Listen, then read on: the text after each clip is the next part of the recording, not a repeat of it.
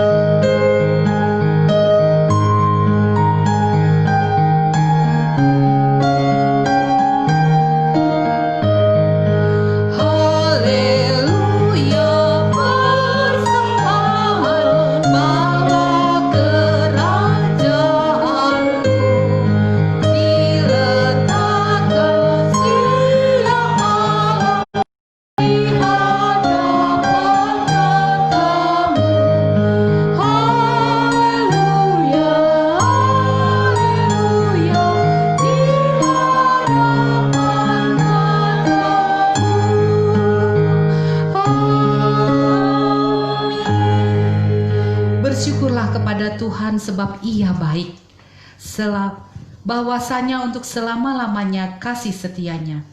Bersyukurlah kepada Allah segala Allah, bahwasanya untuk selama-lamanya kasih setianya.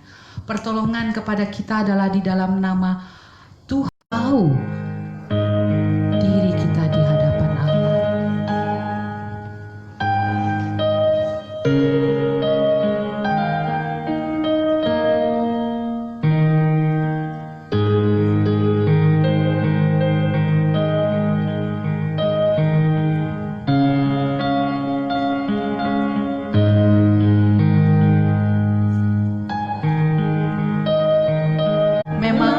Di dalam kami, tetapi nafsu kami telah membuat kami lupa akan kehendak-Mu.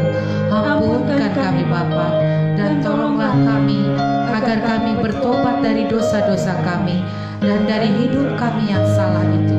Pimpinlah kami dengan Roh-Mu agar kami dapat bertumbuh seperti yang Engkau kehendaki, sehingga kami masuk ke dalam kemuliaan yang sempurna daripada ciptaan-Mu demi Yesus Kristus. Amin. Penyegar iman dari Filipi 1:27-28.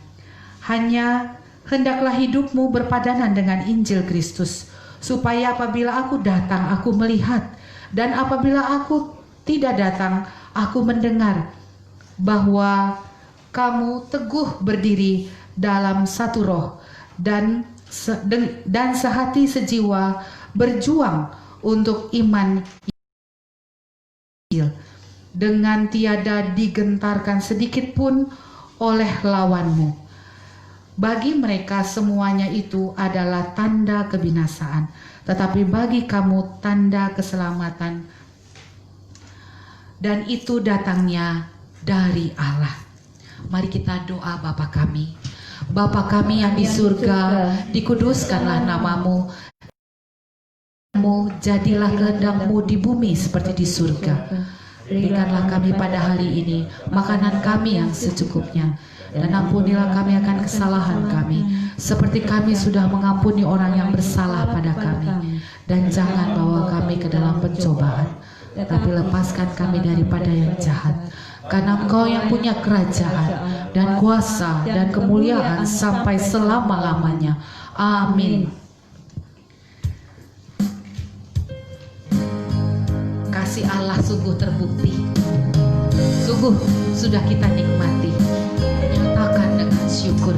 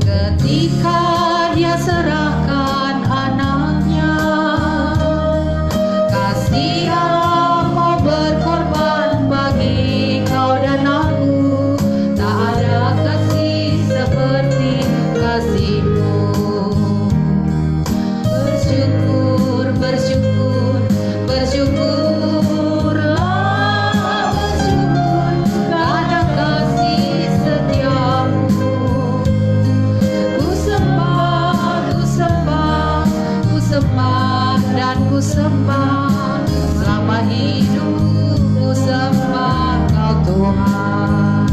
Kasih Allahku, kasih Allahku sungguh telah terbukti ketika Dia serahkan anaknya. Kasih yang mau berkorban bagi kau dan aku, tak ada kasih seperti kasih-Mu. Bersyukur, bersyukur, bersyukurlah, bersyukur karena kasih setiamu. Ku sembah, ku sembah, ku sembah dan ku sembah, selama hidupku ku sembah. Katakan bersyukur, bersyukur, bersyukur, bersyukurlah, bersyukur karena kasih setiamu. Ku sembah, ku sembah, ku sembah dan ku sembah, selama hidupku ku sembah Kau Tuhan. Selama hidupku ku sembah Kau Tuhan. Selama hidupku sembah Kau Tuhan. Dengan bangkit berdiri kita buka Mazmur 105 ayat 1 sampai 6, 23 sampai 26 ya.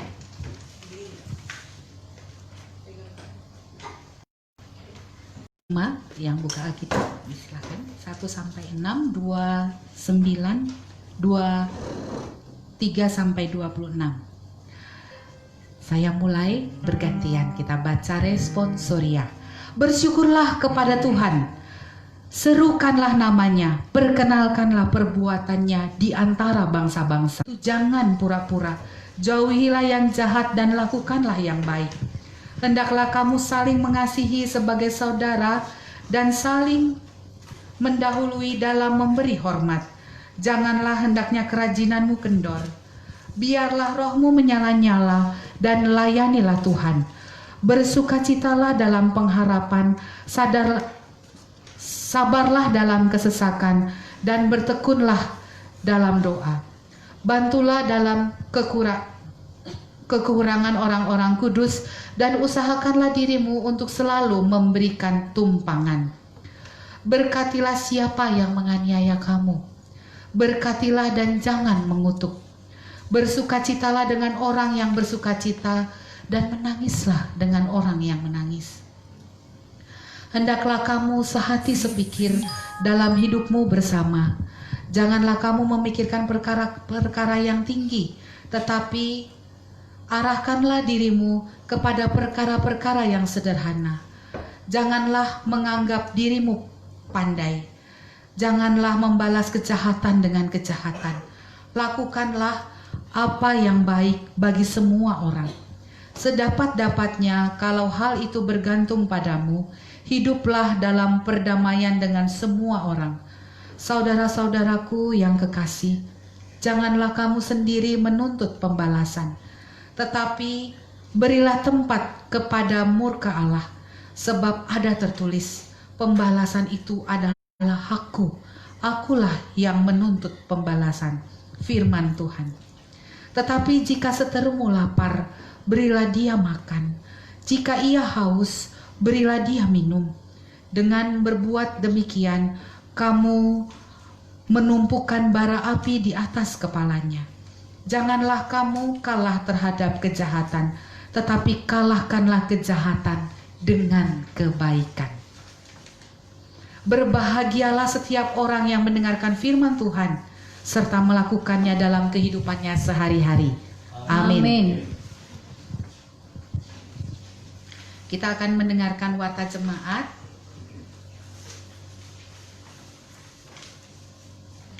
Pengurus, pimpinan jemaat pengurus dan Jemaat GMI Immanuel Banjarmasin mengucapkan selamat datang kepada kita semua, terutama yang baru pertama kali beribadah. Mohon bangkit berdiri. Puji Tuhan, Ibu Oon dan anaknya Leni sekeluarga, Bapak Roy dan Ibu Ika serta Ibu Sarah, kami sambut dengan sukacita. Kiranya pada minggu akan datang Tuhan menghadirkan Bapak Ibu kembali, kita memuji Tuhan bersama-sama di sini. Silakan duduk. Terima kasih. Pada minggu 18 September, pada minggu 13 September ini kita masih beribadah baik di rumah maupun di gereja kita. Ibadah bisa juga dilihat dan kita juga boleh share di YouTube kita yang tertulis di warta. Mohon di like, subscribe dan bagikan. Kita bagikan berkat firman Tuhan sehingga semua kenalan, tetangga, saudara kita yang jauh, kita boleh kumandangkan firman Tuhan hadir di mana-mana melalui Facebook dan YouTube. Lalu juga kepada kita yang berulang tahun di bulan September, selamat berulang tahun, kita akan rayakan di akhir bulan. Anak sekolah minggu, ada berita bagus.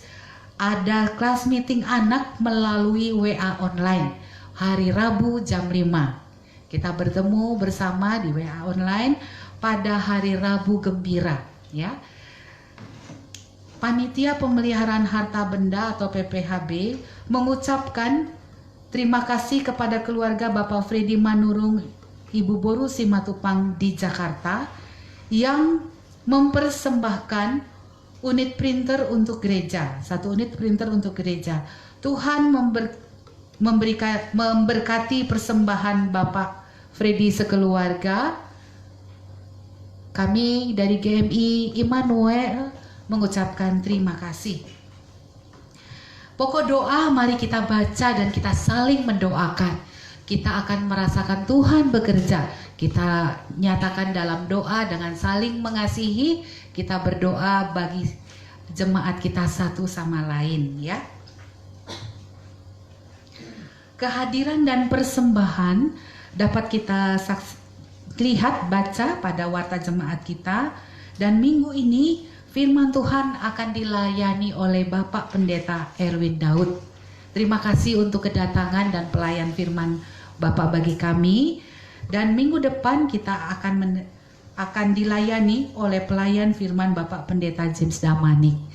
Mari kita mempersiapkan hati kita untuk berdoa syafaat oleh Bapak Pendeta James Damanik.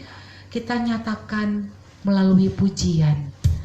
Semua doa kita naikkan kehadiran Tuhan yang memberikan damai, yang memberikan sukacita.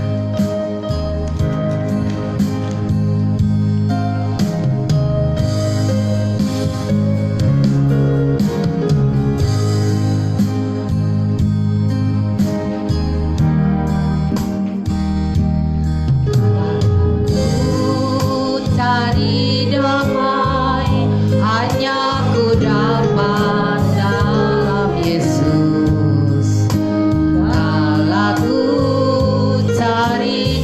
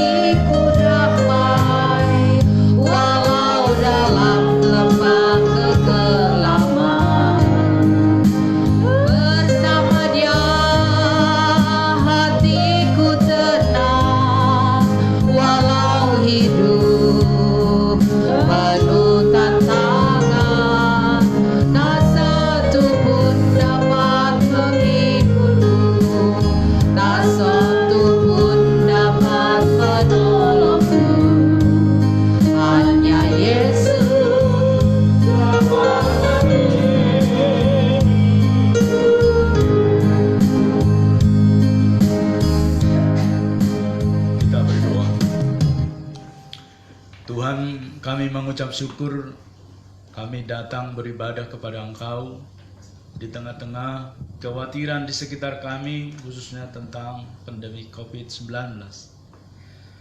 Dan ini membuat kami, Tuhan, sungguh was-was, tetapi iman kami adalah iman yang hidup, yang fokus kepada Tuhan, dan keyakinan kami penuh penjagaan atas setiap kami.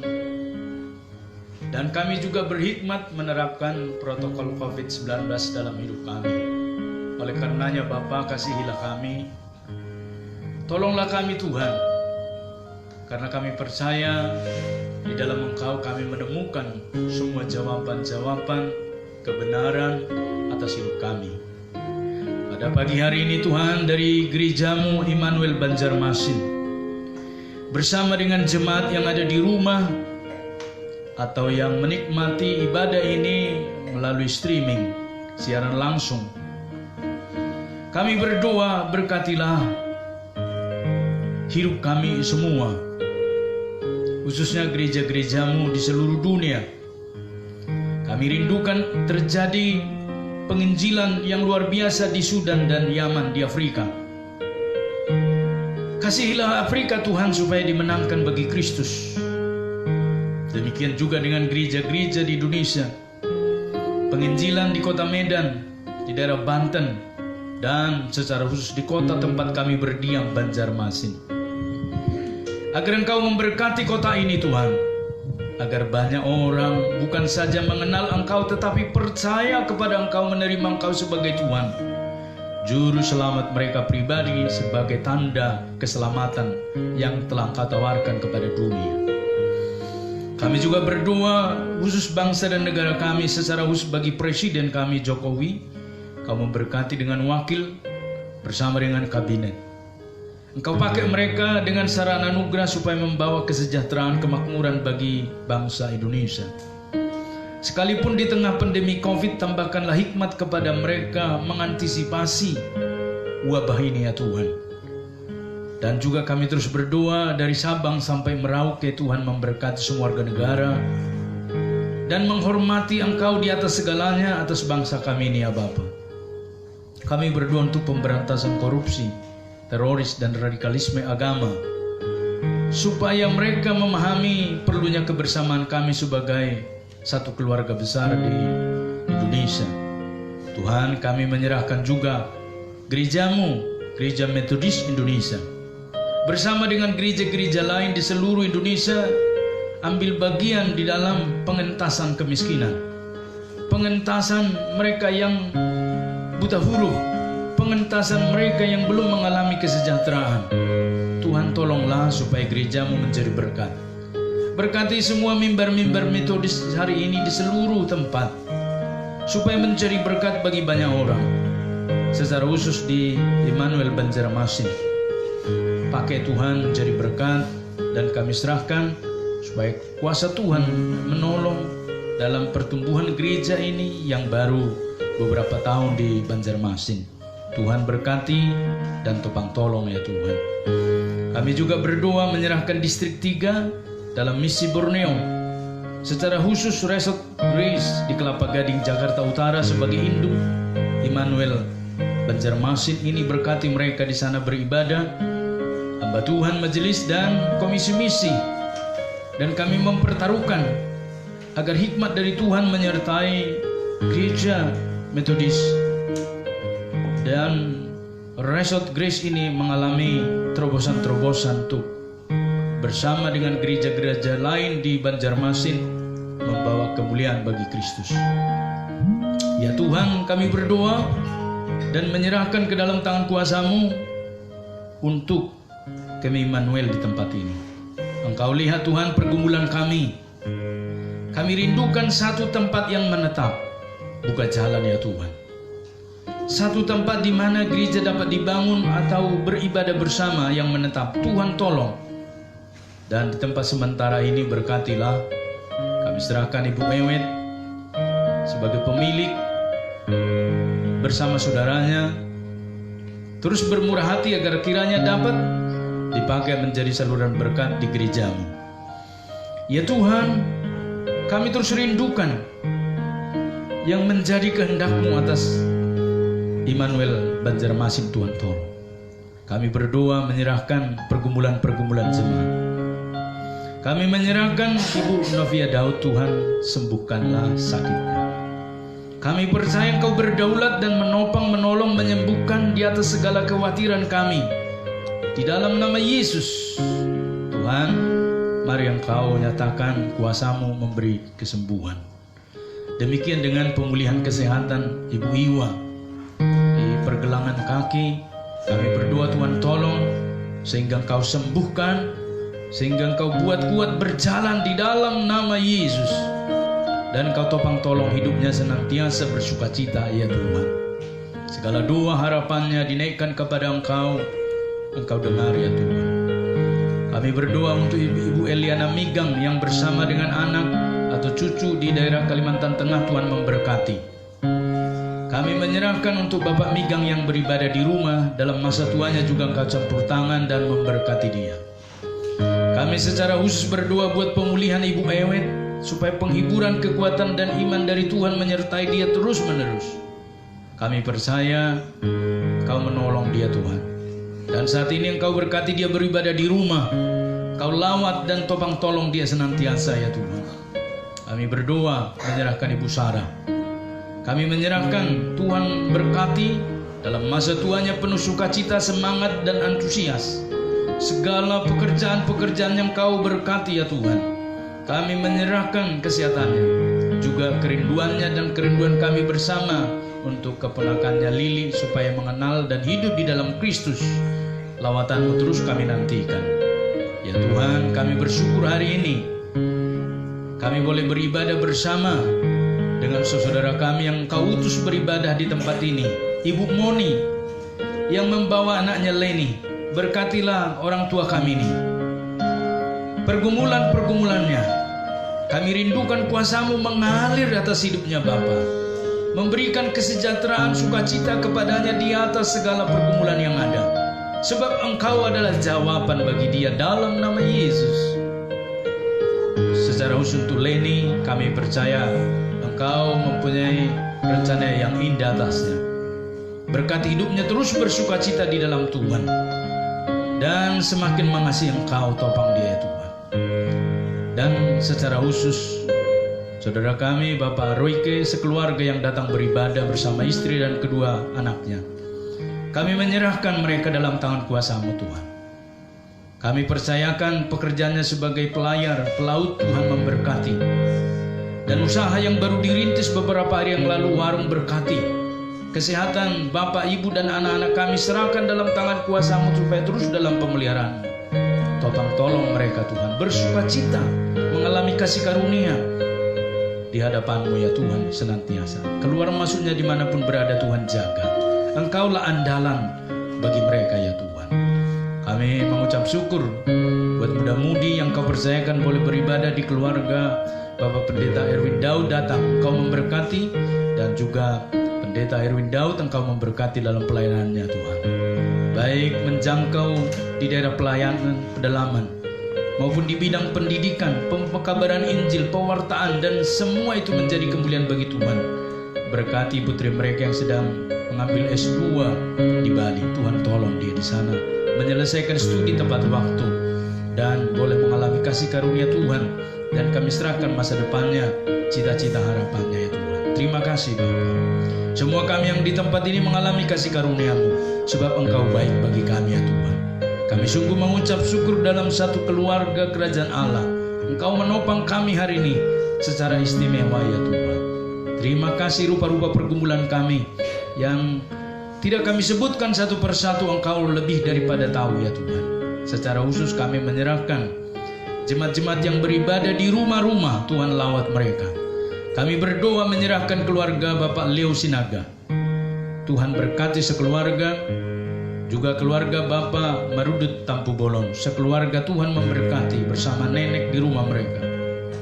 Juga Engkau memberkati keluarga Bapak Reinhard Duku, Bapak Wahyudi, Ibu Riz, dan banyak jemaat lain ya Tuhan yang beribadah di rumah. Berkati mereka semua bersama dengan beberapa mahasiswa STT GKE yang juga beribadah di rumah. Kami berdoa Tuhan menolong mereka satu persatu. Terima kasih Tuhan. Kami menyerahkan dalam tangan kuasa-Mu saudara kami untuk Pempek Citra dalam usaha mereka berjualan di Banjarmasin. Berkatilah Tuhan Evan dan sekeluarga, dan juga kami berdoa Tuhan memberkati dan menolong untuk Bapak Ahwa, Ibu Yeni dalam rumah tangga mereka. Terima kasih Tuhan, kami sungguh mengalami kasih karunia-Mu. Dalam nama Yesus kami berdoa, kami mengucap syukur. Amin. Kita akan menerima kebenaran firman Tuhan. Kita naikkan pujian kita, begitu besar kasih Allah pada kita.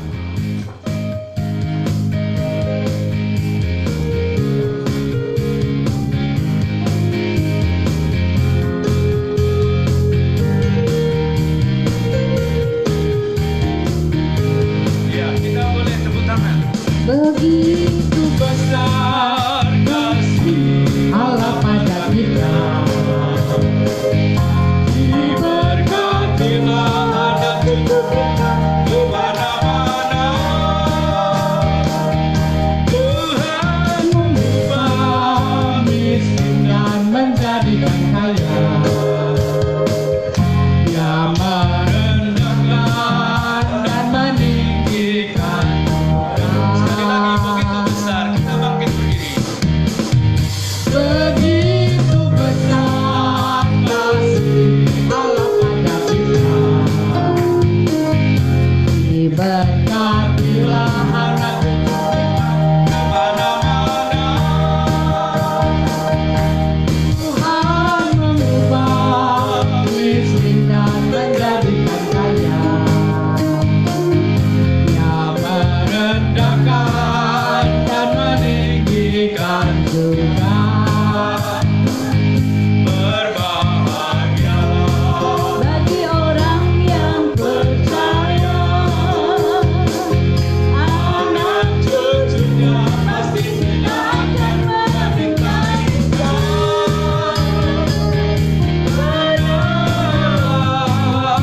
Mengenapi firman-Nya, tiada yang mustahil bagi orang percaya. Tiada yang mustahil bagi orang percaya.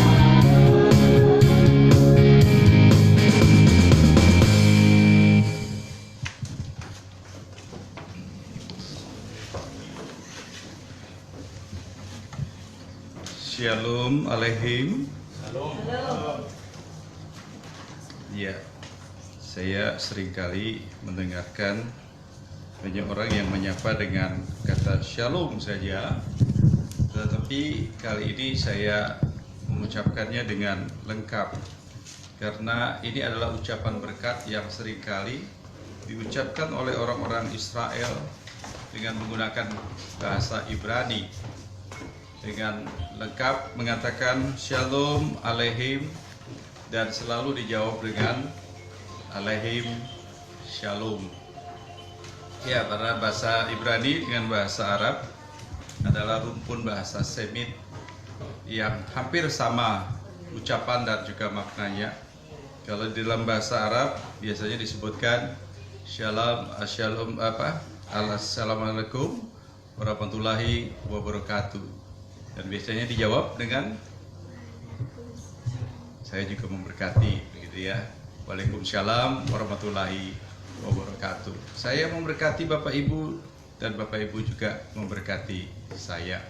Sekali lagi, Shalom Aleihim. Waalaikumsalam. Cepat sekali, pintar ya. Ya, Bapak Ibu dan saudara yang terkasih di dalam Tuhan Yesus, mari kita sama-sama berdoa sebelum kita membaca bagian firman Tuhan yang menjadi dasar renungan kita pada pagi hari ini. Kita berdoa. Bapa di surga, Bapa yang kami kenal di dalam nama Yesus Kristus, Tuhan dan Juru Selamat kami bersyukur, kami berterima kasih kalau dalam sepanjang hidup kami anugerah-Mu Tuhan. Dan anugerah yang terbesar yang Engkau sudah berikan bagi kami adalah keselamatan melalui pengorbanan Tuhan Yesus di atas kayu salib.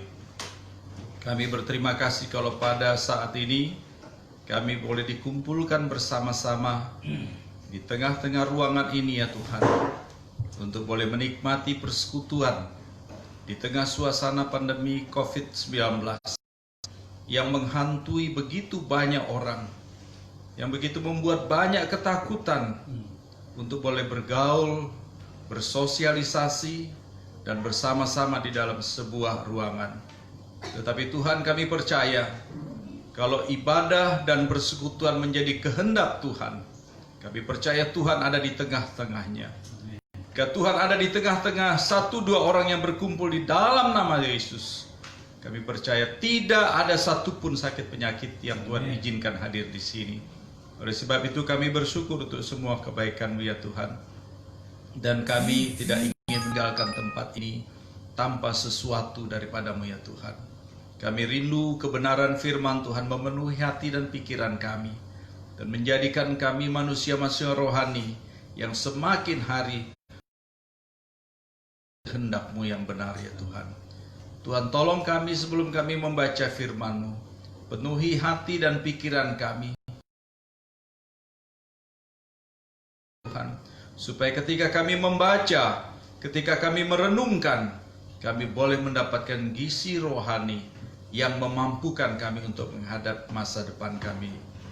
Tuhan, kami berdoa dan menyerahkan. Tuhan, sterilkan ruangan ini, sterilkan ruangan hati kami dan pikiran kami, supaya setiap kebenaran yang kami renungkan sungguh-sungguh boleh menjadi rema yang menambah kekayaan rohani kami. Terima kasih Bapa, kami berdoa di dalam nama Tuhan Yesus, Juru Selamat kami yang hidup. Amin.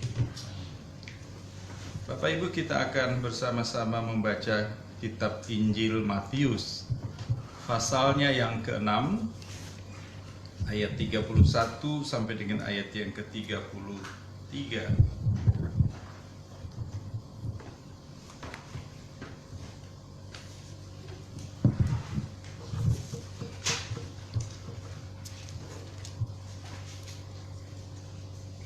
Injil Matius pasal 6 ayat 31 sampai ayatnya yang ke-33.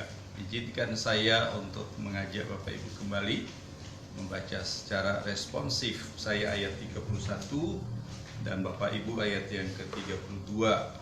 Ayat ke-33 kita akan membaca bersama-sama. Sebab itu janganlah kamu khawatir dan berkata, apakah yang akan kami makan? Apakah yang akan kami minum?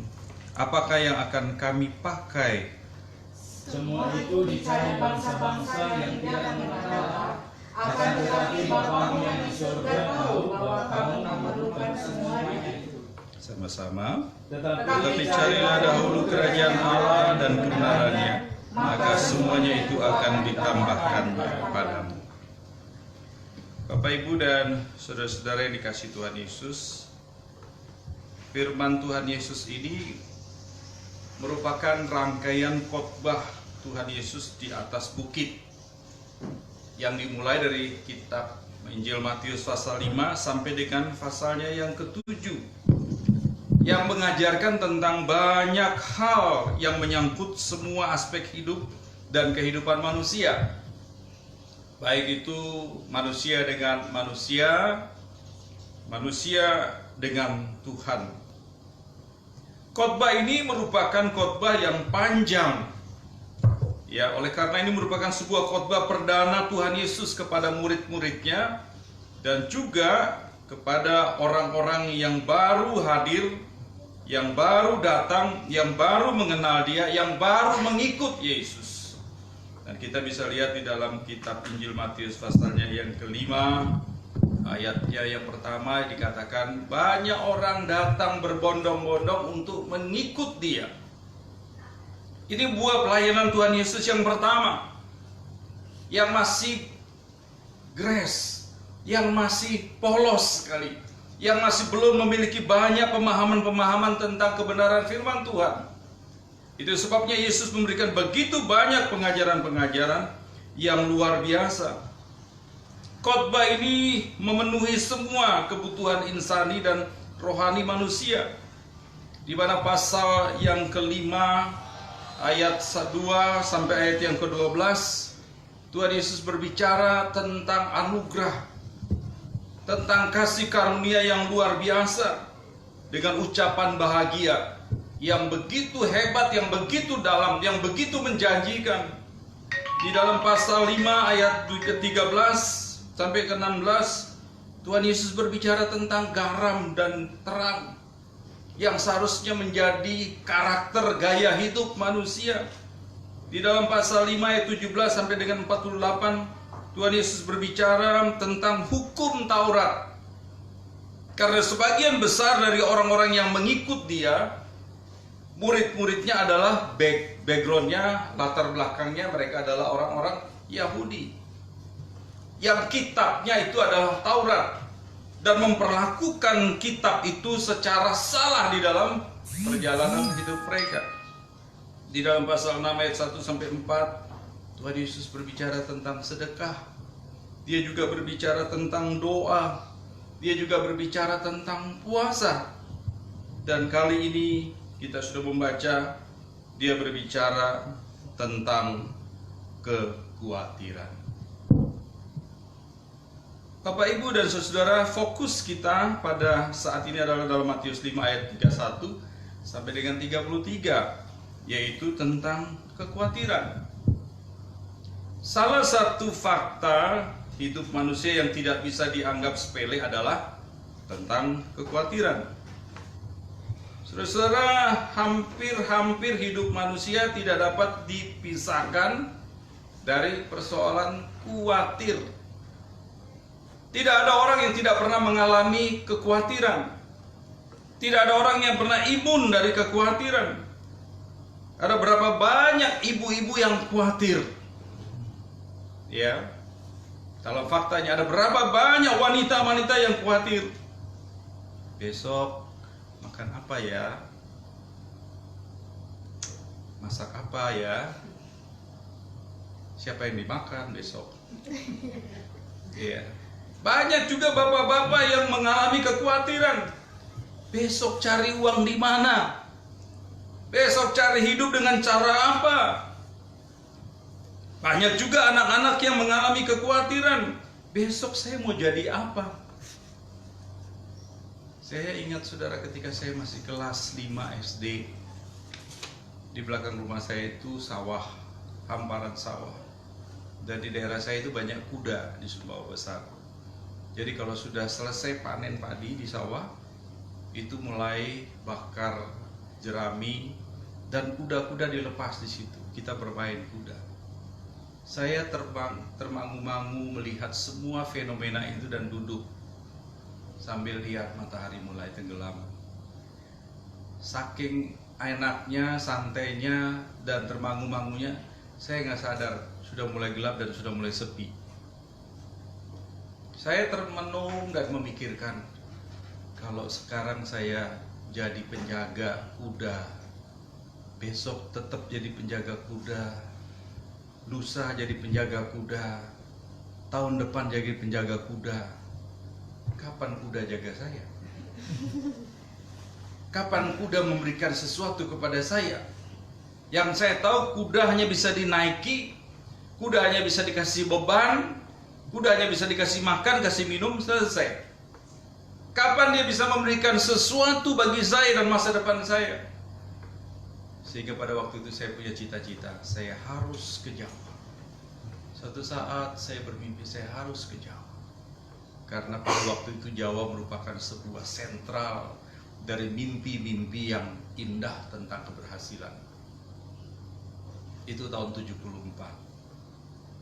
Dan puji Tuhan, tahun 84 saya ke Jawa. Iya, saya ke Jawa dan ada di Jawa, mulai dari ujung Jawa, dari Banyuwangi. Bapak, Ibu, dan saudara-saudara, banyak hal yang timbul di dalam hati setiap saudara dan saya, baik tua, muda, bahkan anak-anak. Bahkan tidak sedikit juga orang Kristen yang kena pandemi khawatir. Bukan hanya orang Kristen, bahkan level hamba Tuhan pun juga mengalami yang namanya kekhawatiran. Saya mengalami ini Bapak Ibu. Ketika keluar dari pelayanan gereja, saya dulu pelayanan gereja di GKKA 9 tahun. Gereja Tionghoa yang fasilitasnya oke, yang jaminan hidupnya juga oke, ya semuanya juga oke.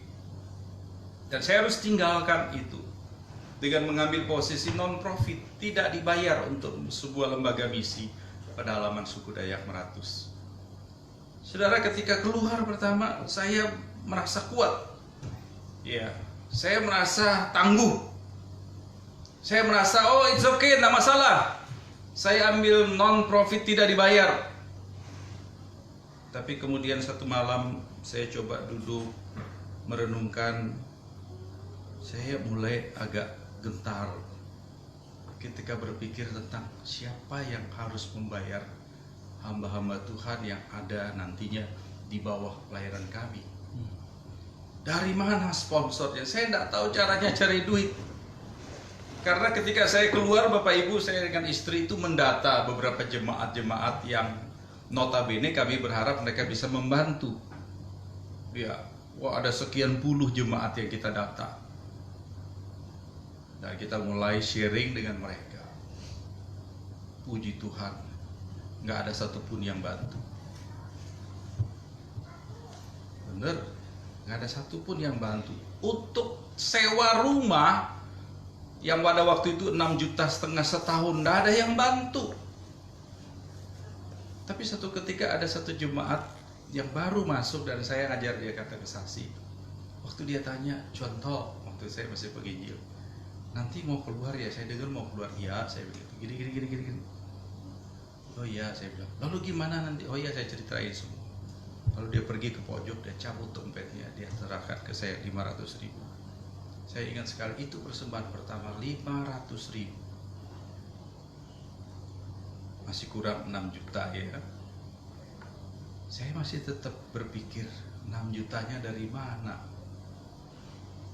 Suatu ketika hari Jumat setelah saya buka puasa, saya mau jemput anak saya waktu itu, sekolahnya masih di depan gereja. Sepi sekali karena sudah mulai masuk masjid semuanya. Dari jauh saya lihat ada sebuah mobil kasih lampu dim, nyala, lampunya dinyalain. Dan saya pikir ini untuk siapa ini? Saya lihat ke belakang nggak ada orang, ya cuman saya aja. Ya lalu kemudian mobilnya berhenti di samping saya dan dia buka kacanya. Lalu dia bilang, oh Pak Elwin mau kemana? Wah ini sudah, kalau bilang Pak Elwin itu udah tahu ya, nggak mungkin orang Amerika ini orang Singapura. Ya dia bilang, Pak Elwin mau kemana? Saya bilang mau jemput anak saya. Ayo kita makan. Oh ya saya tunggu. Saya bilang saya jemput anak saya. Dan setelah itu kami makan sama-sama. Dia tanya banyak-banyak. Saya dengar katanya Pak Elwin mau keluar ya. Iya betul. Mau kemana? Saya mau jawab tapi saya ingat 6 tahun lalu saya satu pesawat dengan dia dan saya menceritakan tentang visi pelayanan saya yang akan datang, yaitu menjadi seorang misionari bermisi di pedalaman. Saya bilang, oh ya Benson, saya ingat 6 tahun yang lalu saya pernah cerita begini ya, masih ingat ya? Iya, saya ke situ. Lalu dia ajak saya untuk lihat nanti saya tinggal di mana. Saya masih tinggal di tendean. Ya. Lalu kemudian dia lihat-lihat. Wah, dia bilang, sewanya berapa lama? Saya bilang 2 tahun. Waduh, 2 tahun itu singkat. Bangun tidur sudah 2 tahun. Ya. Lalu dia bilang, kenapa enggak 5 tahun? Waktu itu ada beberapa orang, jadi saya agak sungkan kalau bicara soal dana. Ya, kebetulan orang-orang ini adalah teman-teman dari Timor. Jadi saya sedikit menggunakan bahasa Mandarin. Saya bilang, Woman Ayotchen. Saya bilang, saya nggak punya duit, kami nggak punya duit. Tahu dia keluar dan dia telepon istri saya, minta nomor rekening istri saya. Dan besoknya dia sampaikan bahwa dia sudah kirim dana untuk 5 tahun sewa kontrak rumah itu. Saya kaget sekali. Tapi saya malu sebenarnya, karena saya juga sempat khawatir dari mana sponsor yang akan memodali kami, yang akan mendukung pelayanan kami. Saya khawatir bagaimana makannya kami. Saya juga khawatir tentang anak kami satu-satunya, bagaimana dengan sekolahnya dia. Banyak kekhawatiran yang pada waktu itu menghantui saya. Dan saya percaya ada begitu banyak orang percaya, orang Kristen yang juga mengalami kekhawatiran dari level biasa, menengah, bahkan sampai besar. Dan Tuhan Yesus tidak menghendaki kita khawatir. Tuhan Yesus melarang umatnya untuk khawatir. Sehingga dengan tegas Dia menegur orang percaya dengan firman-Nya di dalam ayatnya yang ke-27. Dia katakan, siapakah di antara kamu yang karena kekhawatirannya dapat menambah sehasta saja pada jalan hidupnya? Tentu jawabannya enggak ada. Jawabannya tidak mungkin ada orang yang bisa menambah sehasta saja di dalam perjalanan hidupnya kalau terus khawatir. Berkurang iya. Ya, pasti iya. Ya, apanya yang kurang? Imannya pasti berkurang. Ya, apanya yang kurang? Kesehatannya juga pasti berkurang. Karena kalau orang suka khawatir, ya, itu lama-lama biasanya kena jantung. Ya, kalau khawatir terus biasanya darah tinggi. Ya. Kalau khawatir terus biasanya organ-organ tubuh yang lain pasti mengalami gangguan. Karena ada ketidakseimbangan, ya, produksi darah merah dan darah putih yang akan membuat tubuh kita itu pasti akan mengalami kontraksi yang tidak membuat kita nyaman untuk menjalani kehidupan ini. Oleh sebab itu Tuhan Yesus memberikan pencerahan kepada pendengarnya pada waktu itu dan kepada saya dan saudara agar kita tidak khawatir secara berlebihan. Dan melalui kebenaran-kebenaran yang tadi kita sudah baca, ada beberapa advice, saran, ya, masukan-masukan yang merupakan prinsip-prinsip kebenaran yang Tuhan mau kita pakai untuk mengatasi kekhawatiran kita. Yang pertama, saudara, mari kita baca ayat yang ke-32a. Semua itu dicari bangsa-bangsa yang tidak mengenal Allah. Saudara, pada waktu Tuhan mengajarkan tentang kekhawatiran, Dia memaparkan dua model manusia. Ya, dua model manusia. Dia berikan gambaran kepada pendengarnya dan kepada saya dan saudara. Yang pertama adalah manusia yang tidak mengenal Allah. Atau mungkin bukan hanya tidak mengenal Allah, kebanyakan Allah mungkin. Ya, karena manusia kalau sudah tidak mengenal Allah, maka Allah pun hantu pun juga dimasukkan, ya, disembah sebagai Allah, asalkan bisa memenuhi kebutuhan hasrat insaninya. Saya pernah buka pelayanan di Malang Selatan yang dimulai dari 3 orang anak. Dalam 1 tahun itu menjadi sekitar 70 anak dan 60 orang dewasa. Itu kota yang masih kecil sekali di Kepanjen, Malang Selatan. Dan biasanya kalau hari Senin saya off, saya suka jalan-jalan ke satu tempat yang terkenal sekali di Jawa Timur, yaitu namanya Gunung Kawi. Ya, tempat di mana orang-orang mencari berkah kekayaan. Dan bukan hanya orang Indonesia yang datang ke sana, orang dari luar negeri banyak yang datang ke sana. Baik mereka yang meminta berkah atau yang datang bersyukur. Oleh sebab itu disiapkan satu aula. Kalau ada orang yang berhasil, dia datang lagi tahun depan, dia bikin ucapan syukur, potong kambing, potong sapi, dan lain-lain sebagainya, dan membagi-bagi berkat kepada orang-orang yang ada di sekitar itu. Satu tempat di mana orang memuja Allah sedemikian rupa dengan cara yang salah.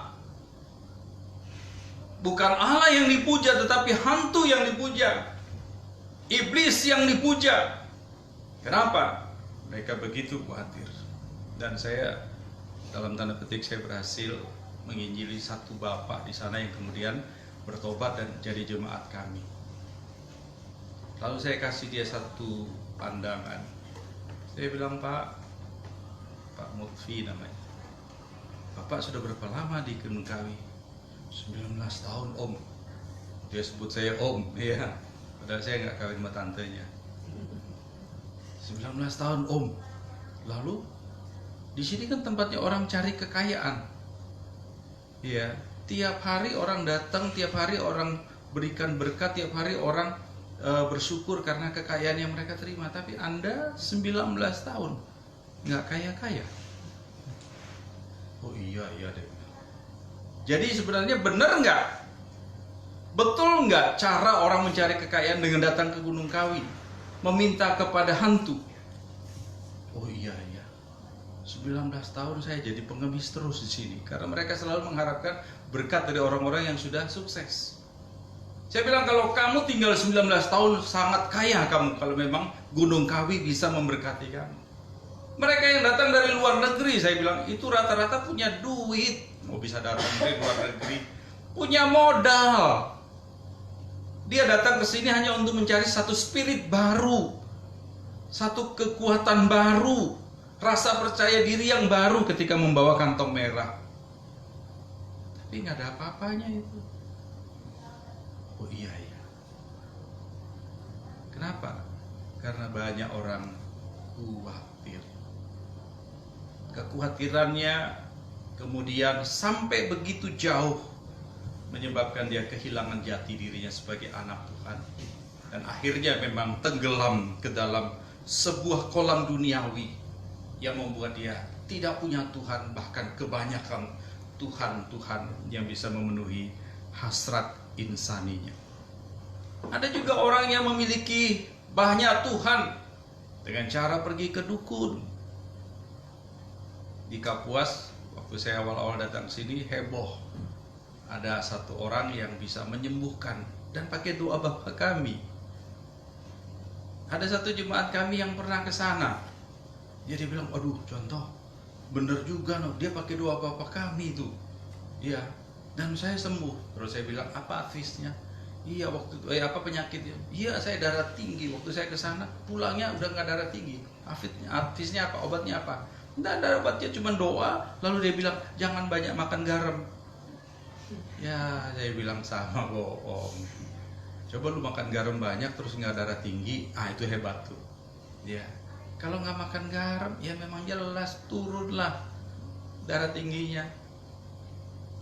Sederhana sekali, tapi sudah dibutahkan, saudara.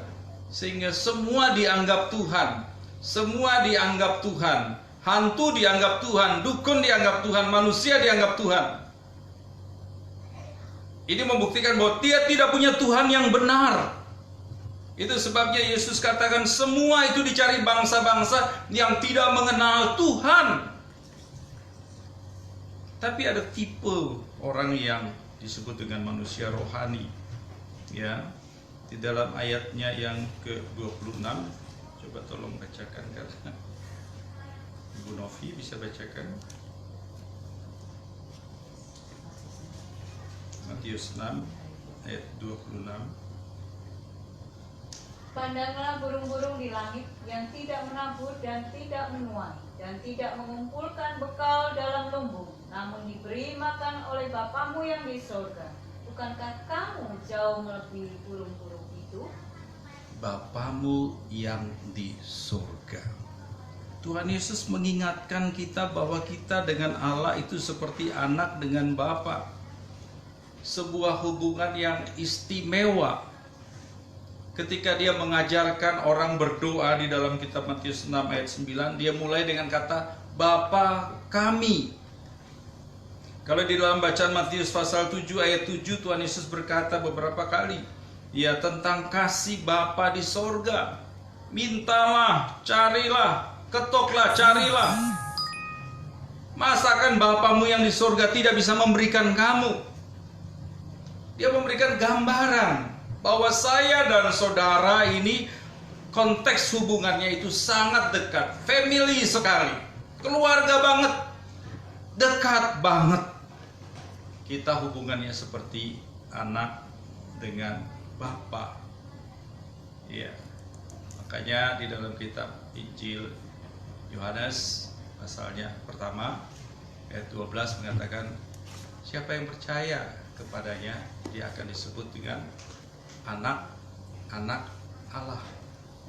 Anak-anak Allah ini adalah manusia rohani yang hidupnya, patronnya itu Allah, yang hidupnya itu senantiasa bergantung kepada Allah, yang hidupnya itu mencerminkan gayanya Kristus Yesus. Seperti murid-murid Tuhan di Antioquia, mereka disebut dengan Kristen karena mirip Kristus. Bapak Ibu, kebenaran ini memberikan jawaban bagi kita agar supaya kita bisa melihat kita ini di bagian mana. Apakah kita ini masih manusia dunia atau kita manusia rohani? Apakah kita masih orang yang berada di luar konteks keselamatan Yesus Kristus atau sudah ada di dalam keselamatan Yesus Kristus sehingga kita layak dipandang, dianggap, disebut sebagai anak? Dan seharusnya posisi kita adalah anak. Kalau posisi kita anak, tidak boleh terlalu khawatir, tidak boleh tenggelam di dalam kekhawatiran. Karena kalau kita tenggelam di dalam kekhawatiran, Tuhan katakan kita ini seperti bangsa-bangsa lain yang hanya ribut dalam hidupnya karena khawatir saja. Tuhan sudah persediakan kita begitu banyak sekali. Lalu prinsip yang kedua, Bapak Ibu dan Saudara, di dalam ayatnya yang ke-32b, ya, ayat 32b dikatakan,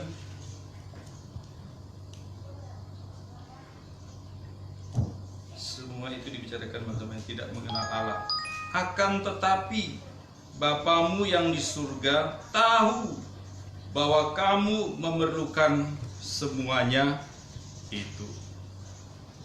Prinsip kebenaran yang kedua, Bapak Ibu, Allah turut bertanggung jawab di dalam kehidupan kita. Di dalam seluruh perjalanan hidup kita, kita tidak lepas dan dilepaskan dari pandangan pemeliharaan Allah. Tetapi di dalam seluruh perjalanan hidup anak-anak Tuhan, Dia bertanggung jawab secara penuh. Dalam gambaran-gambaran yang diceritakan di dalam pasalnya yang ke-6, dia bicara tentang burung-burung di langit, nggak pernah bikin makanan, tapi dikasih makan. Dia berbicara bahwa bunga-bunga di bagong tidak pernah mendandani dirinya, tapi didandani Tuhan. Dan dia berkata juga di dalam ayatnya yang ke-30, rumput-rumput di ladang pun juga ya diatur, ditata oleh Tuhan sedemikian rupa sehingga menjadi indah sekali. Pemeliharaan Tuhan bukan hanya satu waktu, pemeliharaan Tuhan bukan hanya satu saat saja, tetapi setiap saat. Oleh karena itulah sangat benar kalau kemudian Allah di dalam Yesus Kristus disebut dengan sangat baik, baik itu di PL maupun di PB, dengan kata Immanuel, yang artinya Allah beserta dengan kita. Dia bertanggung jawab dengan hidup kita, tentunya dengan timbal balik, Bapak Ibu dan Saudara. Kita juga mau belajar berserah dan mempercayakan persoalan kehidupan kita kepadanya. Karena Allah itu adalah Allah yang berpribadi, dan ketika Dia menjadikan manusia, Dia memberikan pribadian kepada manusia untuk memilih. Kalau kita memilih untuk tidak melaporkan, Dia juga diam.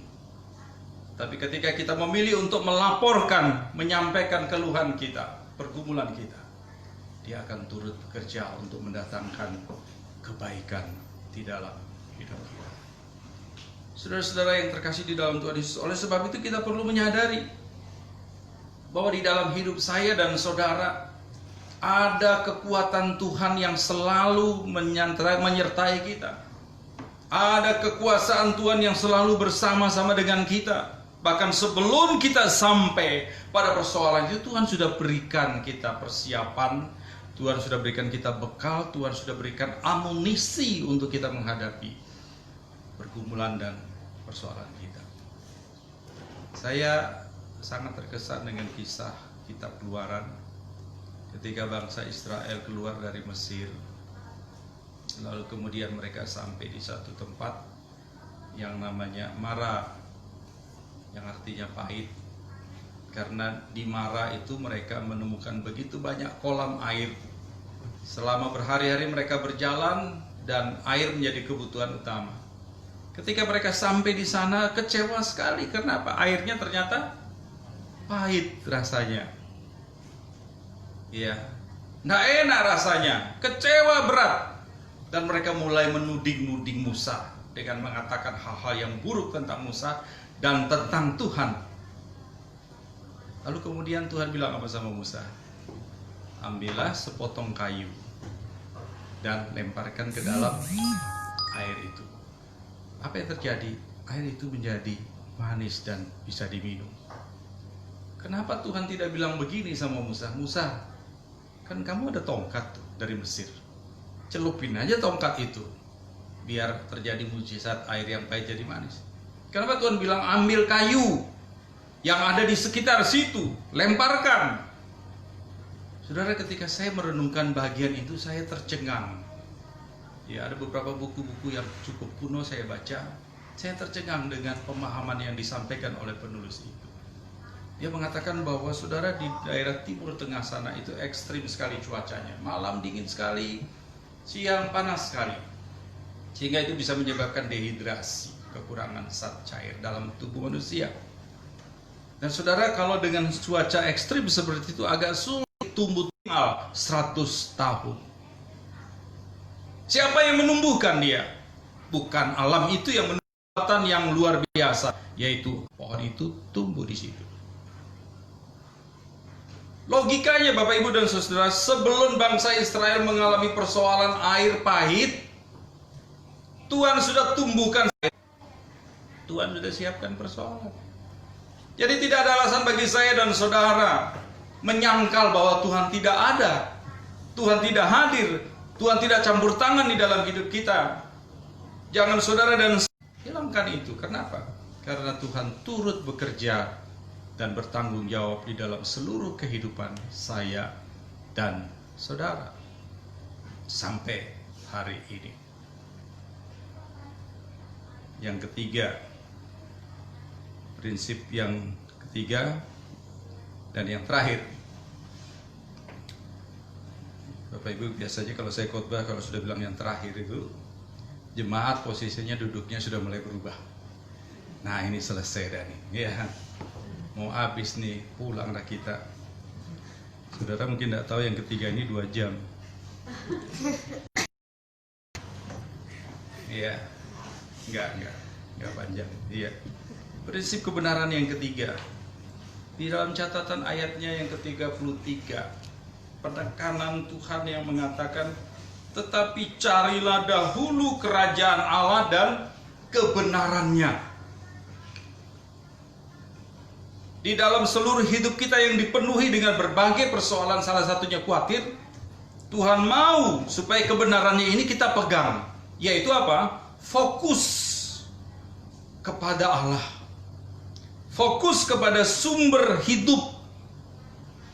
Fokus kepada sentral dari seluruh kehidupan manusia, yaitu Allah. Tapi ditekankan lagi Allah yang seperti apa? Karena kalau manusia tidak mengenal Allah, biasanya banyak Allahnya. Allah sana, Allah sini, ya semua jadi Allah. Tapi dia tekankan Allah yang benar. Allah yang benar itu adalah Allah yang kita sembah di dalam Yesus Kristus. Karena dia adalah anak Allah yang hidup. Anak Allah yang diutus untuk menanggung dosa manusia dan beban seluruh hidup manusia.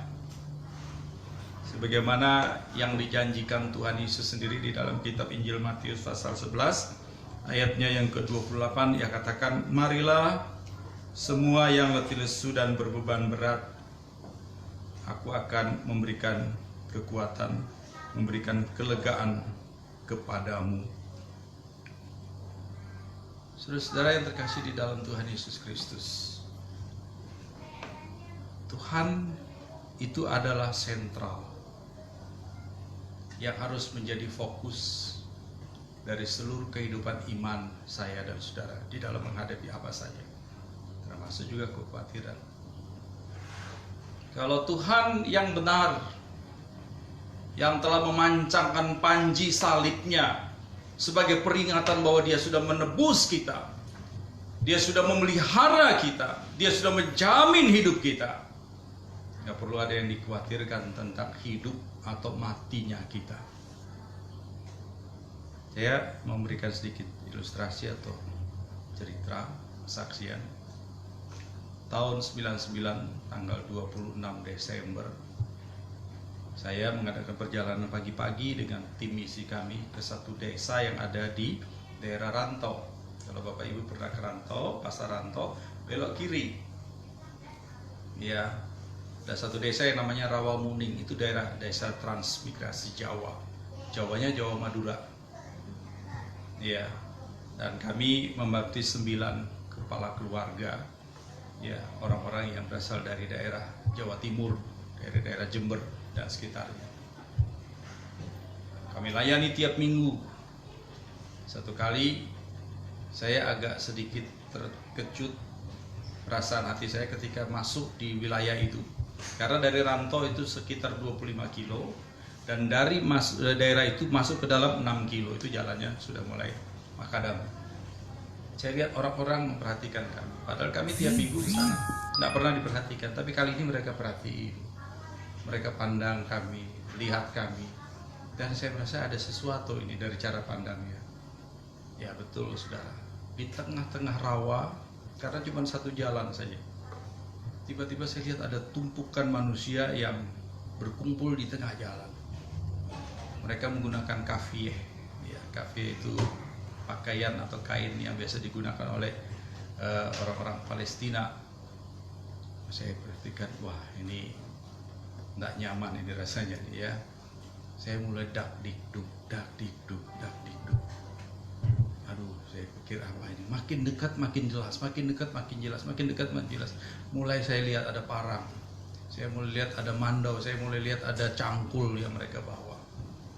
Ini bukan kerja bakti, ini bukan gotong royong, tapi ini ada something, ini ada sesuatu yang salah, saudara-saudara. Dan kemudian ketika sekitar 50-an meter, saya lihat mereka mulai berdiri untuk menghadangi kami.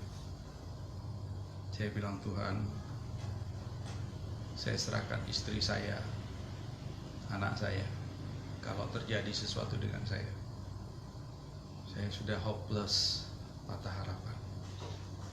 Aduh, nggak mungkin selamat. Mau lari, saya kalau tabrak mereka juga saya salah. Ya, tabrak mungkin mereka menghindar, lolos, nggak ada yang mati, saya yang mati. Tapi kalau nggak ditabrak, saya yang mati dengan tim saya. Tapi kemudian saya terus berdoa, Tuhan kuatkan saya. Ketika sampai di depan mereka, saya turunkan kaca, saya yang nyetir saudara. Waktu itu saya ingat sekali, saya baju kaos, celananya jean. Ya, di samping saya majelis saya, orang Pontianak, Cina Pontianak, rapi sekali, bajunya putih, tangan panjang, kayak pendeta. Jadi dia yang juga dihadapin karena pikir itu pendetanya. Waktu diajak ngomong, mau kemana? Mau ke sana, dia grogi saudara. Terus saya bilang, mau ke jalur 6 Pak Ai. Saya pakai bahasa Banjar. Mereka datangin saya. Saya bilang, Tuhan kuatkan saya. Tuhan kuatkan saya. Waktu mereka sudah mulai beringas, saya turun. Saya berpikir biarlah saya serahkan nyawa saya, karena jangan sampai orang-orang ini jadi masalah. Dan ketika saya turun, mereka datang satu bawa pisau, memburu saya. Dia dengan nafas yang tersengal-sengal karena nafsu, mata menyala merah, dan saya hanya bilang, sabar ding, waya ini puasa. Saudara bisa lihat di kalender nanti ya, tahun 99 bulan Desember itu puasa. Saya bilang, sabar ding, waya ini puasa. Lalu temannya yang menghadapi saya ini kemudian balik dan dorong dia, jangan. Dan setelah itu dia balik ke saya, wajahnya manis sekali. Dia bilang, Pak, bisa kapian bulik aja? Saya bilang, bisa aja, baik. Kami di sini kan diundang, ya, untuk Tuhan yang mau belajar kitab suci. Dan kemudian mereka izinkan saya pulang, muter. Waktu saya putar, mereka berbaris di jalan dan bilang, hati-hati Pak Ai. Saya merasa seperti zamannya Pak Harto dulu kalau lewat itu, ya semua berbaris di pinggir memberikan salam. Tadi marah sekali. Saya kemudian berpikir, saya lolos dari sebuah prahara yang tidak diinginkan oleh siapapun juga. Tapi saya kemudian tahu pasti bahwa di tengah kesulitan, di tengah pergumulan, ketakutan dan sebagainya, apapun yang terjadi tidak membuat mata kita buta untuk tetap fokus melihat Tuhan sebagai sumber pertolongan kita. Kalau fokus kita terus kepada Dia, kepada Tuhan yang benar, yaitu Yesus Kristus, maka tidak salah kalau kemudian kita mengaminkan kata-katanya, akulah jalan, akulah kebenaran, akulah hidup. Tuhan berkati kita semuanya, kita berdoa.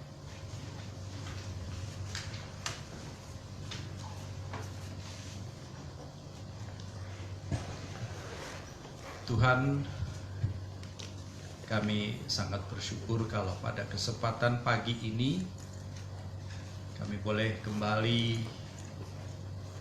mendengarkan, merenungkan kebenaran firman-Mu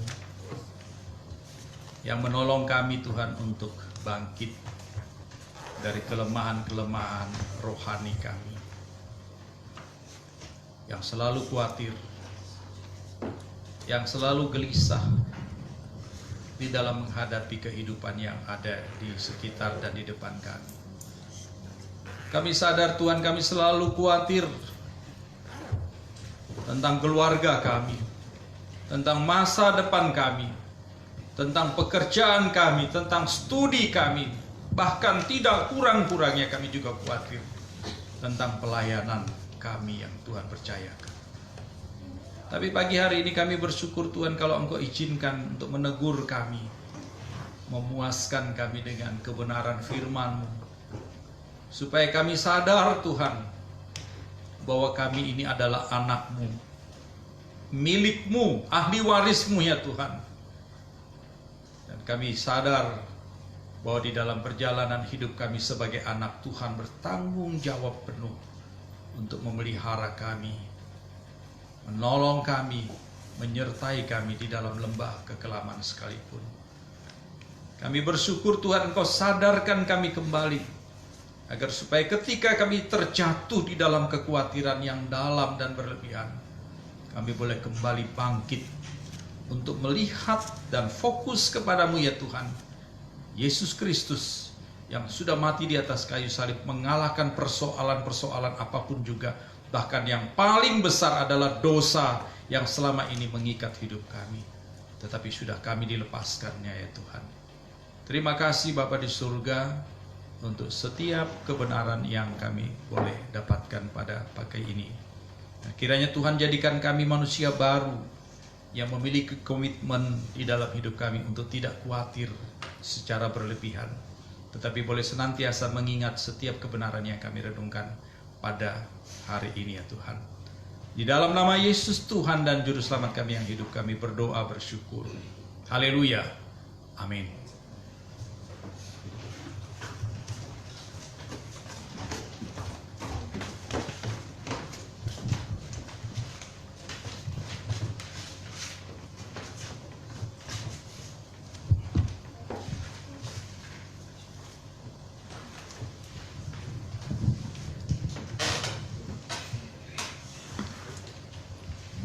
Terima kasih untuk pemberitaan firman Tuhan.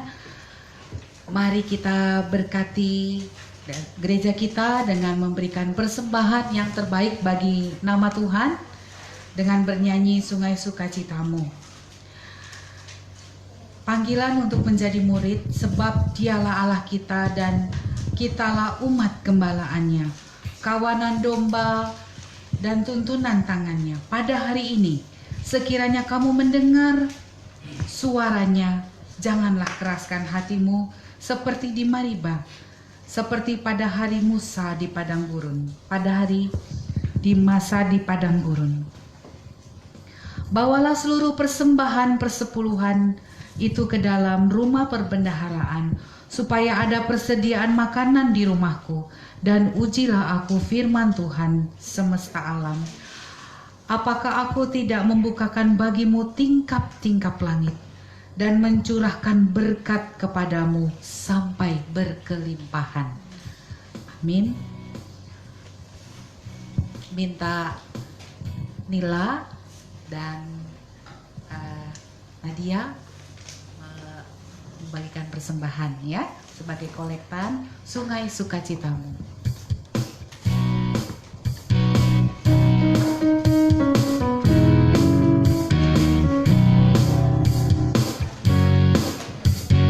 Sungai Sukacitamu mengalir dalamku. Yes, yes, yes. Angkut sukacitamu melimpah dalamku.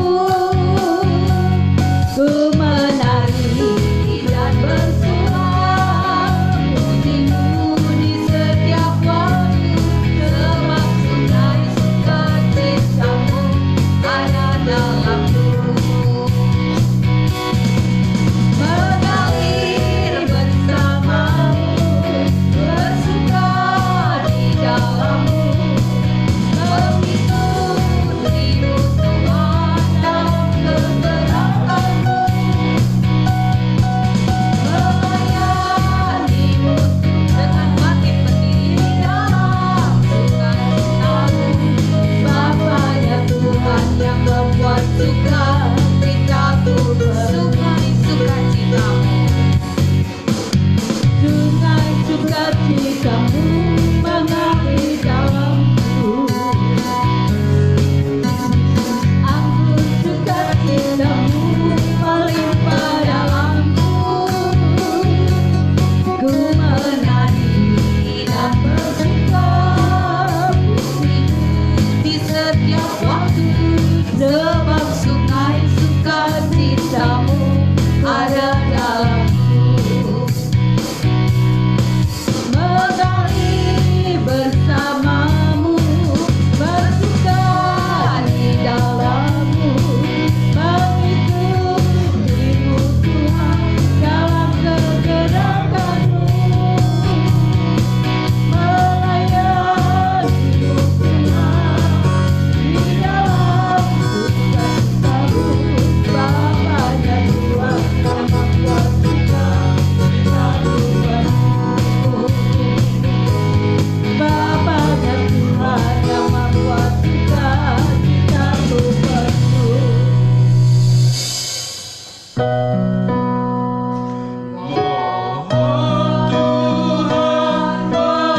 memberkati persembahan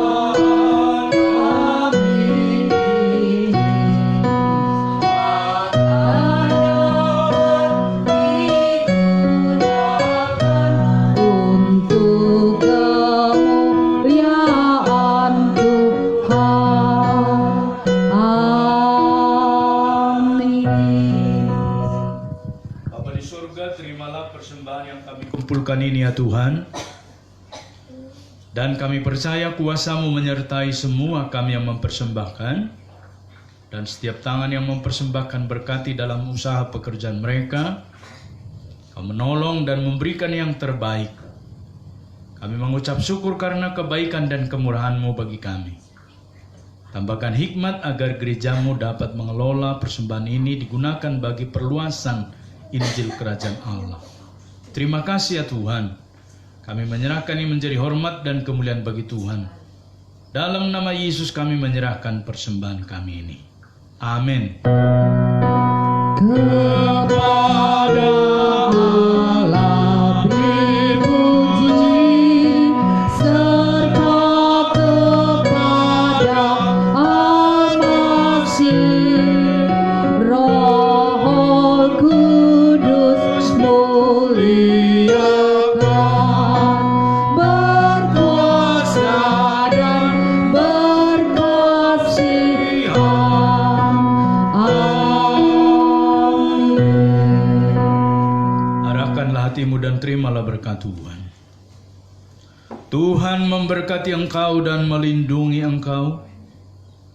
Tuhan menyinari engkau dengan wajah-Nya dan memberi engkau kasih karunia. Tuhan menghadapkan wajah-Nya kepadamu dan memberi engkau damai sejahtera.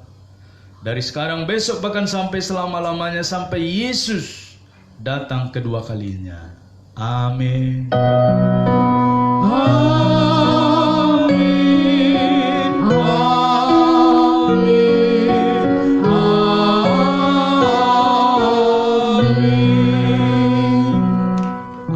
Ibadah kita selesai, silakan duduk. Saat teduh pribadi, Tuhan Yesus memberkati kita.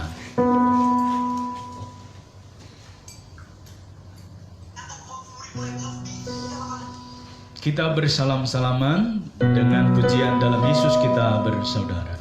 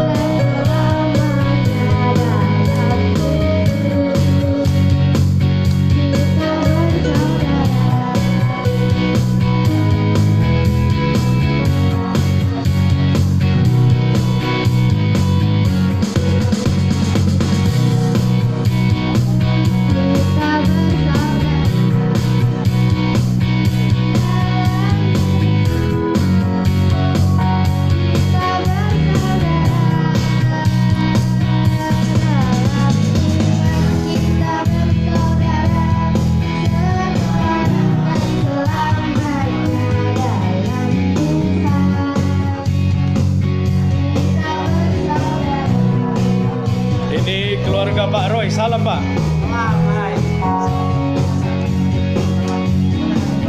Salam Bung. Ya, dari ini kita yang beribadah, ya, yang di gereja pada pagi ini.